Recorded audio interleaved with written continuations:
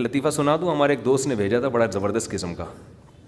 ہمارے ایک دوست ہیں لاہور میں, انہوں نے کسی کا لطیفہ بھیجا, لیکن لطیفہ بڑا سبق آموز ہے. وہ ایک آدمی گیا گوشت کی دکان پہ, شاید آپ لوگوں نے بھی سنا ہو, اور کہنے لگا کہ 1 کلو گوشت دے دو.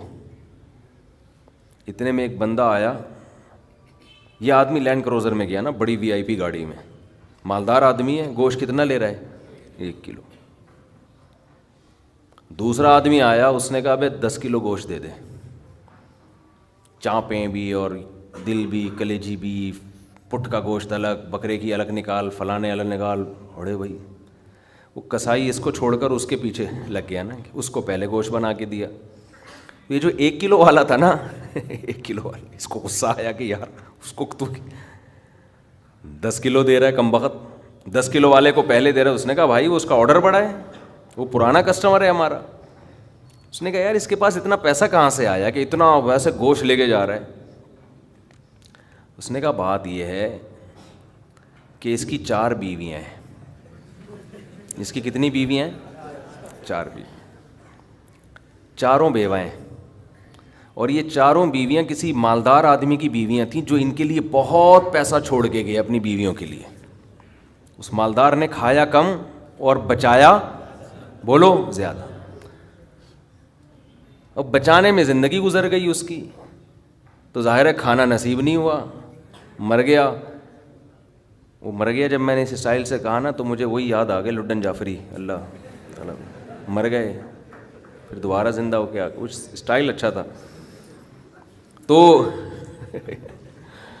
بچایا نہیں, اور بچا کے مر گیا.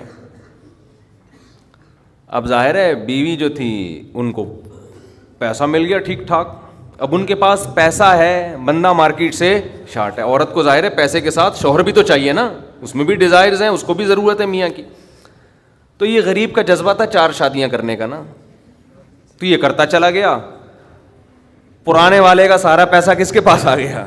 اب یہ بیوی کے خرچے پہ کھا رہا ہے, یہ بچا نہیں رہا.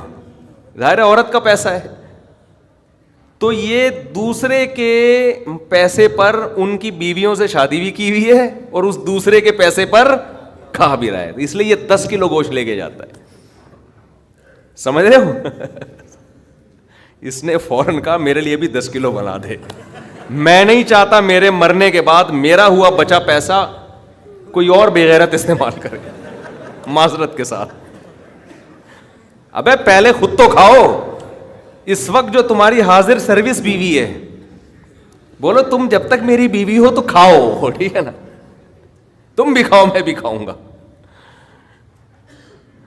مر گئے تو بھائی وہ اس کے لیے نکاح کا دروازہ, اور جب ہمارے بیانات چل رہے ہیں تو یہ تو اور دروازہ کھل گیا ہے. پہلے تو بیوہ کو رشتہ ہی نہیں ملتا تھا نا, اب تو بہت سی بیوہ ایسی مارکیٹ میں آ گئی ہیں, پیسہ بہت ہے, بندہ نہیں ہے, ہم اپنے خرچے پہ شادی کرنے کے لیے تیار ہیں, کوئی شریف آدمی مل جائے ہمیں. اب تو ایسی بیوہ بہت آ گئی ہیں مارکیٹ میں کہ جی پیسہ ہمارے میاں بہت چھوڑ کے گیا, بندہ نہیں ہے.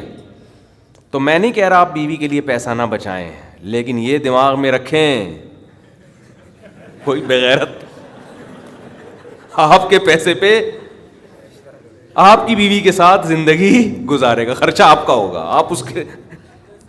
آپ اس کو پیسہ دے کے جا رہے.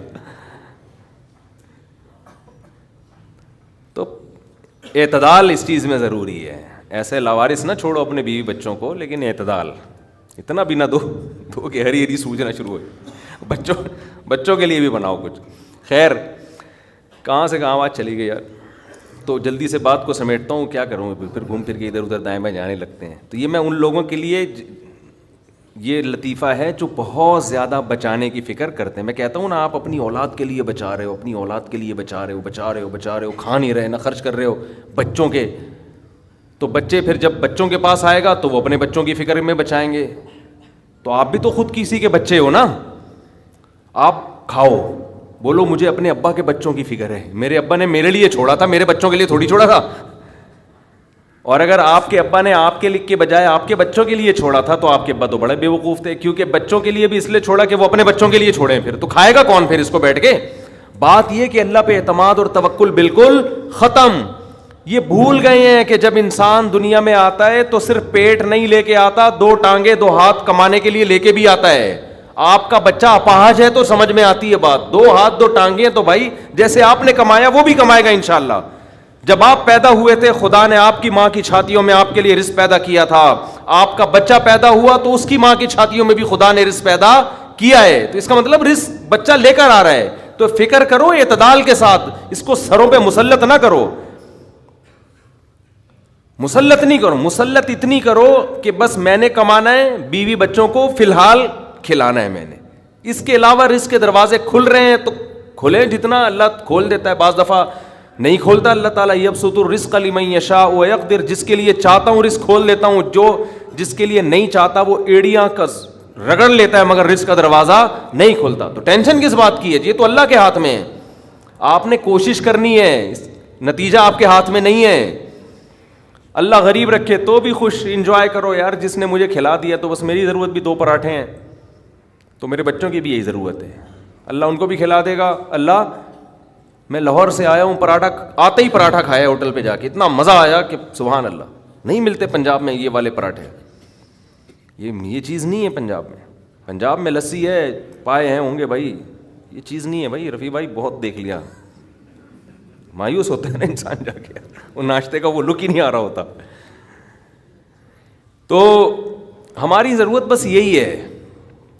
تو اللہ دے دے تو ٹھیک ہے بھائی, کچھ بہت دے دیا, کھا بھی لیا, استعمال بھی کر لیا, تو چلو یار ایک آدھ بحریہ ٹاؤن میں بچوں کے لیے پلاٹ بنا کے چھوڑ دیا, مرمر آ جائیں گے تو چلو بھائی. اس سے زیادہ tension tension tension tension tension آخرت کی ہے. ہمارے ایک دوست نے پراپرٹی لی, اس کے ساتھ ہی قبرستان بھی ہے, تو بار بار وہاں کھڑے ہو کے بول رہے ہیں کہ یار دیکھو, میں ان سے کہہ رہا تھا, ان کو ڈرا رہا تھا. میں نے کہا آپ اپنا پلاٹ دیکھ دیکھ کے خوش ہوتے رہتے ہو, اصل پلاٹ تو یہ ہے, یہاں ہے, تھوڑے دنوں میں کدھر آنا ہے, ادھر آنا ہے. میں نے کہا یہاں آپ جو پلاٹ لیا اس پہ مکان بناؤ گے 10 15 20 سال کی کہانی ہے آپ کی, اس سے زیادہ کی مجھے سفید بال دیکھ کے لگ رہا ہے کہ ہوگی نہیں. اور یہاں 20,000 25,000 30,000 پتہ نہیں کتنا رہنا پڑے.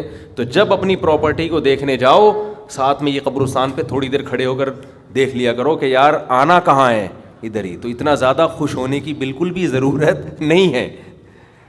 اس کی تیاری کیا کی ہے, اس قبر کی, اس کی تیاری کرو. اس کی تیاری ہے راتوں کو تہجد, اللہ کے سامنے گڑ گڑانا, نظر کی حفاظت کرنا, حرام کھانے سے اپنے آپ کو بچانا, اپنی اولاد کی اچھی تربیت کرنا. یہ اس کی تیاری ہے اس قبر کی. ذکر کرنا,